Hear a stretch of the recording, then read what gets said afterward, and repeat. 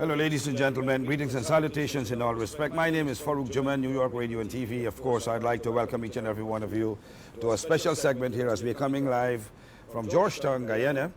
On umpteen occasions, we have had His Excellency on our programs in New York, on WPAT, on the Caribbean Radio, on my Facebook page, and several other programs. Today we have the opportunity, ladies and gentlemen, for those of you, when I checked, have been waiting since an hour ago, the opportunity has now arrived.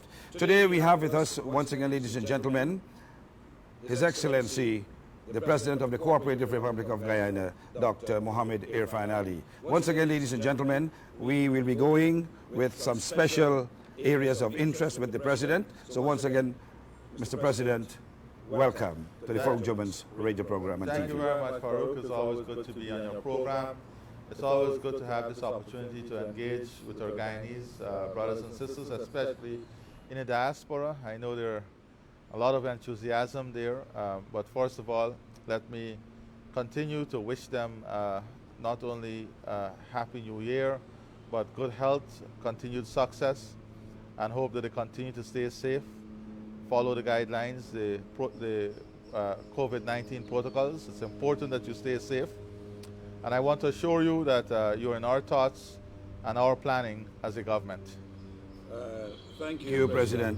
Umpteen times you have made mention of some areas in your broadcast that I would like to touch on, and which is of ultimate importance to the diaspora. One of such area happens to be, you have emphasized on the diaspora's involvement in Guyana. What are your thoughts on those, and how would the diaspora be attracted? Well, first of all, Farouk, the diaspora has always been involved in our development. You know, there's specific reasons why we had the mass movement of Guyanese out of Guyana, and that was through a period of our history that we saw undemocratic rule, and we saw slippage in the economy, and then what we saw after the elections last year was, again, the involvement of the diaspora in bringing awareness to what is happening in Guyana and staying connected to what is happening in Guyana. But throughout the years, during our difficult time, the diaspora played a key role in remittances, supporting families back home. So the diaspora, in my view, has always been a critical part of the development and advancement of our country. There was a period in between 2006 to 2015 when we had great interest and movement and investment coming back from the diaspora into Guyana. With the emerging oil and gas sector and the type of investment that we are making to not only strengthen the traditional sector but to open new areas and new opportunities, we see great potential for the diaspora to bring their resources, the capital resources, back here. For a matter of fact, we're also discussing now financial instruments through which we can have all categories and levels of the diaspora involved and integrated in the development of our country. And these are things that we are refining at the moment. But it's very important for us to understand that the diaspora would have gotten accustomed to a certain level of service, for example, whether it's public service, whether it's private sector service. And we also have to ensure that we strengthen our systems, we improve our healthcare system, we improve our education system, we move towards more international standards so that the movement, the decision to move becomes easier. Because these are some of the critical questions that persons in the diaspora ask.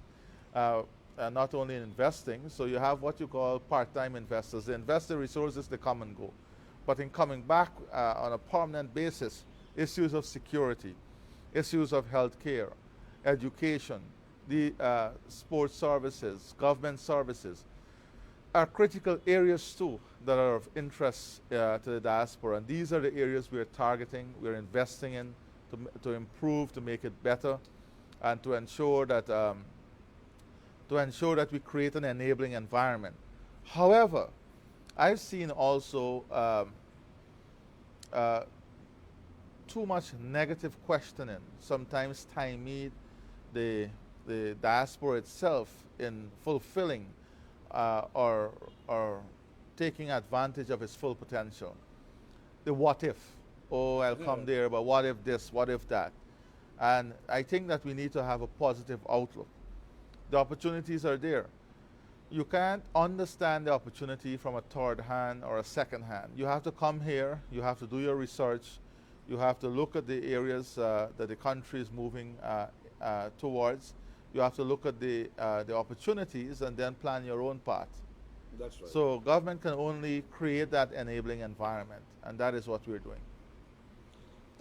Also, Mr. President, you have mentioned, you have emphasized in a few of your broadcasts, I've paid attention to them, massive infrastructural networking and networks in this country. Can you elaborate a little on that? First of all, the infrastructure we're talking about is a 3 different scale. To understand what is taking place in Guyana and where we are heading, we have to understand, first of all, that at the community level, there's great transformation that will take place. That is improvement of healthcare system, improvement of road networks, educational facility, sports facility, and you will see a great segment of this budget that will target these community needs. That is one tier. Let's call it tier 1, right? Ensuring that we build and create growth opportunities or growth hubs within a cluster of communities that can generate employment, create sustainable development at tier 1.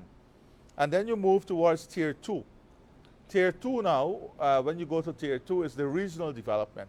So we move from community to regional development. Regional development is where we have, for example, the regional development plans. How do we see the development of regions taking place? And what are the key areas, the key investment opportunities in various regions? Let's take, for example, Region 3. Region 3, you will see massive investment on the shore side of the Demerara River in Region 3 that will create massive opportunities and a trickle-down effect. You will see development of agro facilities, agro-processing facilities. You will see greater use of the Essequibo River in terms of investment hub. This, of course, will create various growth poles. To facilitate this, we're not only talking about the new Demerara Harbor Bridge, and this comes at Tier 3. Tier 3 is a national transformative projects, and I'll come to those in a while. So at the regional level in Region 3, you have a national transformative infrastructure that is linked to a regional development infrastructure. That is a new 4-lane road from Porica going from the Harbor Bridge going all the way to Porica, opening up of Wales as a Wales Development Authority, the landing of the gas to shore pipeline in Region 3 to Wales. Onshore, which will have a big industrial development taking place there that is linked to not only power generation, a power plant, but we're looking at the possibility of a protein plant. We're looking at LPG. These are all going to be spin-off. Can you understand the massive transformation that will take place in that region? I can imagine. That will create also a population push. It will create a population push. You see, this is how urbanization and regionalization takes place. So the investment and the economic opportunities will create a population push. This, of course, will be supported by the housing program. 50,000 new houses. That by itself alone is taking on its own life in a national strategy. Can you imagine 30,000 homes being constructed in 5 years? What it means for the banking system, what it means for skilled and semi-skilled workers, what it means for the labor force. So then that road will then eventually link up to another alternative road we're looking to commence development on that will create an alternative access from Timeri, linking into Region 3, then going to Bartica. Right? So then, so it reduced travel time and the cost of travel. Well, first of all, it reduced travel time by about 70%. And then it reduced the cost of traveling also. So the cost of business decreases, opportunities increase, marginal land becomes high value land. And this is a type of a shift. That is Region 3. And then, for example, in Leg 1, the islands, Leg 1, Wicknam, we are looking to give them solar energy tied into the grid. So we have a national energy plan that is looking at reducing the cost of energy by almost 50 to 60%, making Guyana now a competitive area for manufacturing within the region, for packaging and processing, and integrating the opportunities in all these islands and communities with that national energy plan. If I take you now to Berbice, similarly, we're looking at the national third tier, the national transformative infrastructure, to work with Suriname on the bridging of the Quarantine River.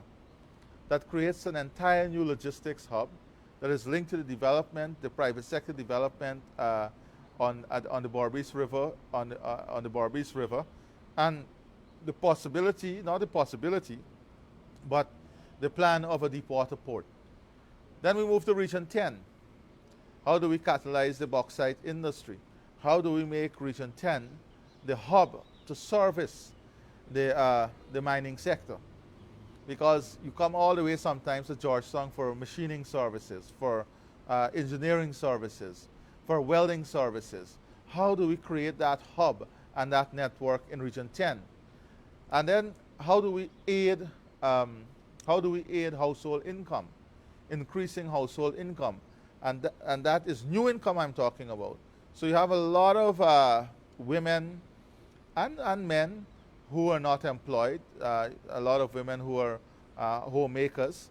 They now can have an opportunity to work in call centers.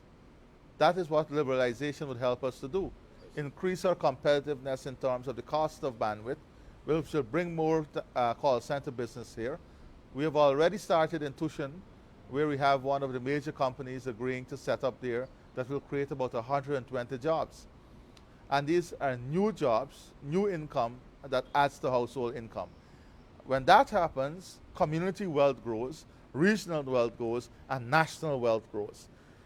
So I can go through every region. I don't want to take you through that. So this is just to say to the diaspora that in every region, it's not centralized in Georgetown or Region 4. In every region, there will be creation of opportunities. And you have to go after those opportunities. You have to make the interest. In Region 5, we are looking now to work on a national aquaculture master plan. The National Aquaculture Master Plan would see major investment in aquaculture along Region 5. And this is another one of the plan that you will see soon taking shape. So these are some of the things. Then at the transformative level, in Tier 3, we have the Berbice, the Demerara River Bridge, the new Demerara River Bridge. We have the power plant that we're talking about, a protein plant that would lead and make us globally competitive in livestock export, increasing the production there. We're looking at supporting soybean and corn production in outlining areas, putting in the infrastructure so that we don't have to import that anymore. That's a value added that comes in from our own agricultural sector. We're looking at strengthening sugar, making it viable and sustainable. Then we're looking at a number of private sector initiatives, new hotels that are coming in stream. Within this 5 years, conservatively, we should have at least 5 hotels up and running. So that's another area of transformative, in a transformative agenda that is pushed by the private sector. Heavy private sector investment with good support from government. We're also supporting private healthcare and private education to make it globally competitive so that we can become we can have foreign currency earning from these services, creating a hub for health and educational services. And we are seeing a lot of appetite already from the local private sector in building these specialty facilities, specialty hospitals. Okay. And so these are some of the things we ourselves from a government level to ensure that there is good public health care available to citizens.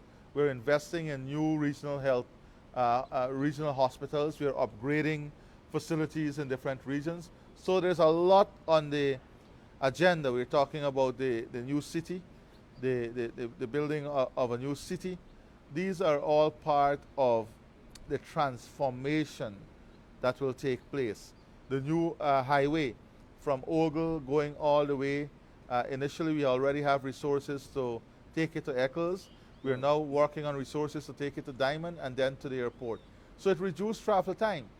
It reduced travel time, and it linked the new city that we want to create with the capital in a matter of 20 minutes. So this is the type of, these are the type of investment we're targeting.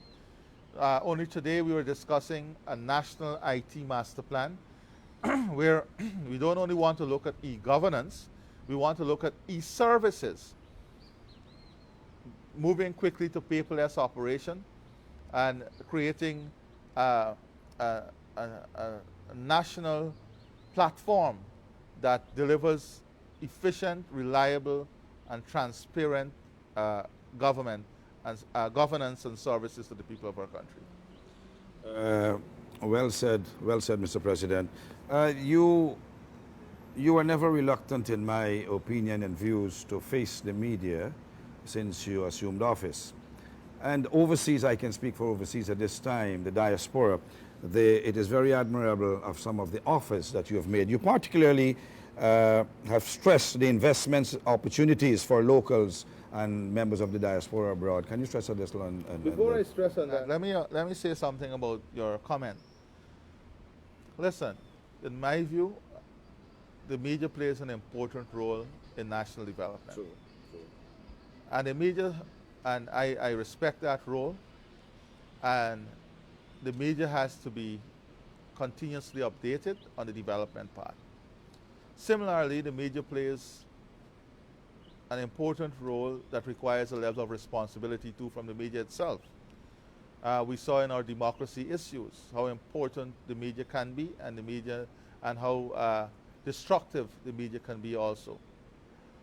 So, for me, it's shared responsibility.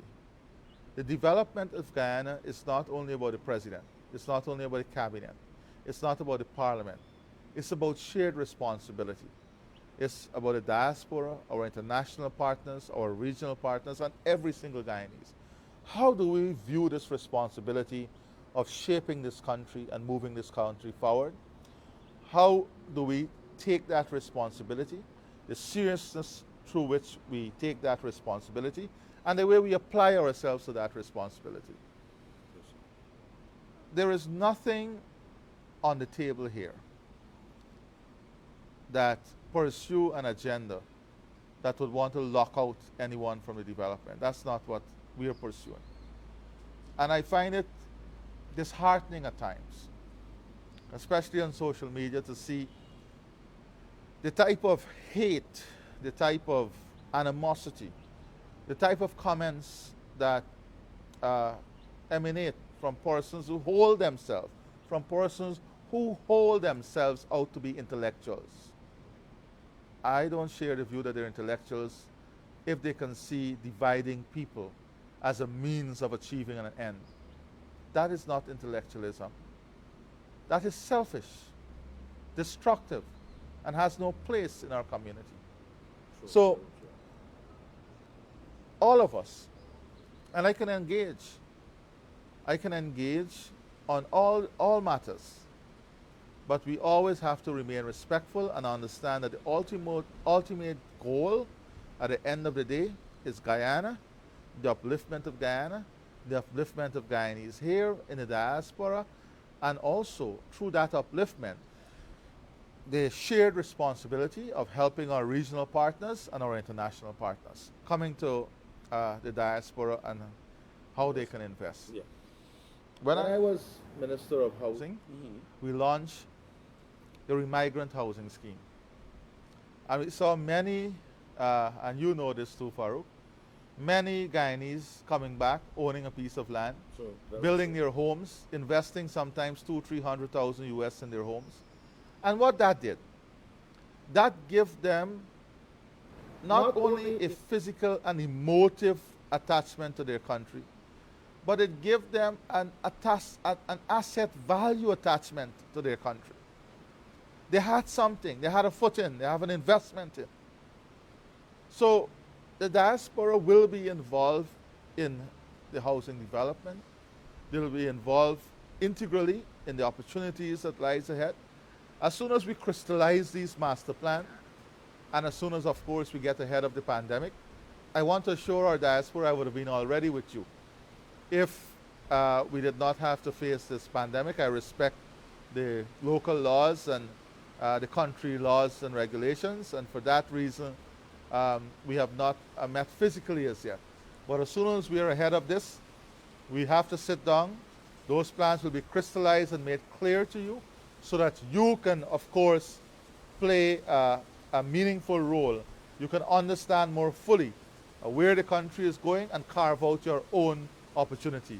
Let me just say to you, if you're not hearing us clearly, the rain, it's raining here. And let me assure you that raining in Guyana is much easier than snowing, going through the snow conditions.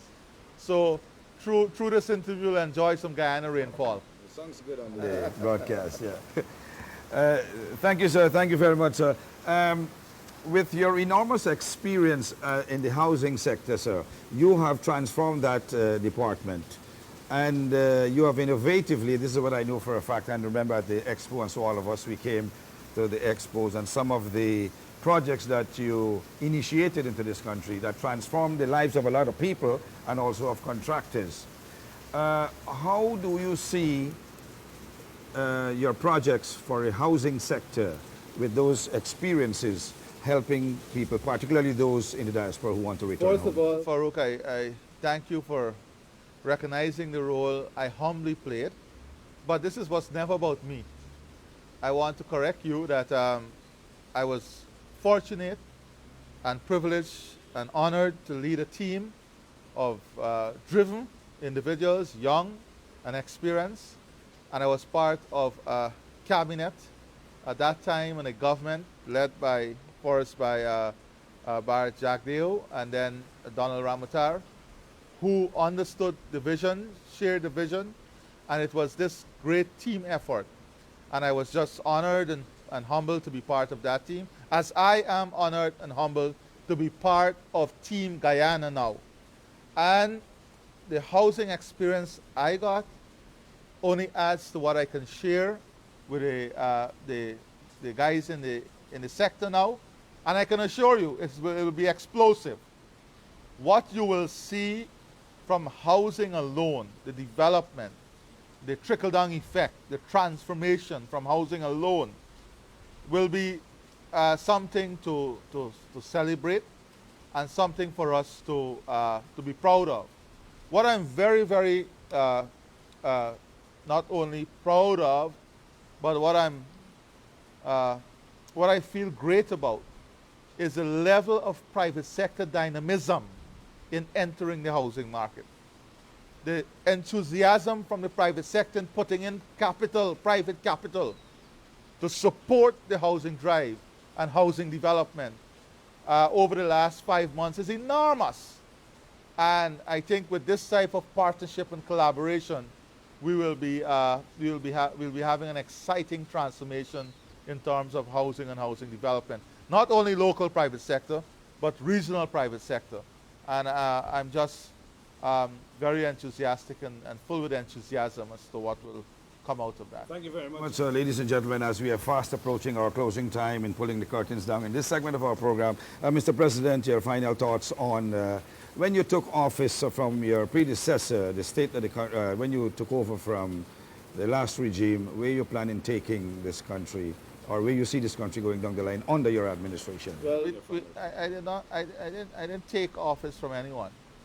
I'm humbled again that the people elected the PPP Civic. They placed confidence in me as their president, and in return, As I said from day one, what the people and Guyana can expect is a government that will serve all Guyanese, is a government that will transform Guyana. It is a government that would raise the living conditions and livelihood of every single Guyanese.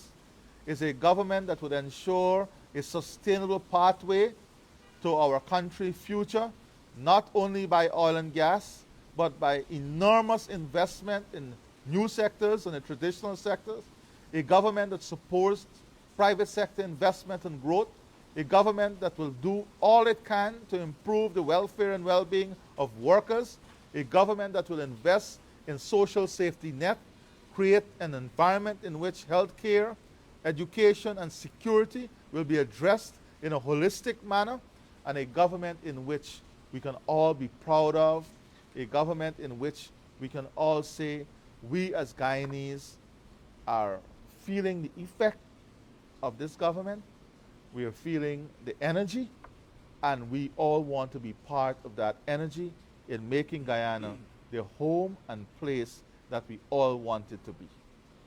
First of all, Mr. President, I want to thank you very much. I want to extend my gratitude to you and your wonderful team for the hospitality extended to all of us. And once again, ladies and gentlemen, we just want to let each and every one of you know. Just before you close, I want to take this opportunity Of thanking you and all the other stakeholders, all the other radio stations, television stations, the Guyanese in the diaspora, who played such a key role, who ensured to stay attached to what was going on over those 5 months after the elections. You let your voices be heard, you signed letters, you ensured that the facts were out there, and you played an important role in safeguarding democracy.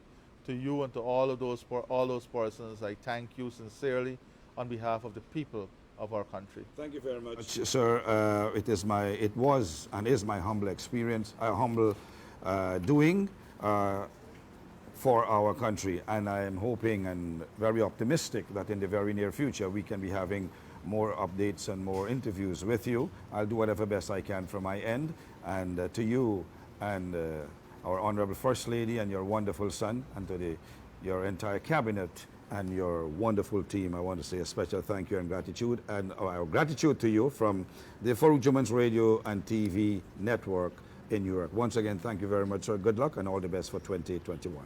Thank you very much.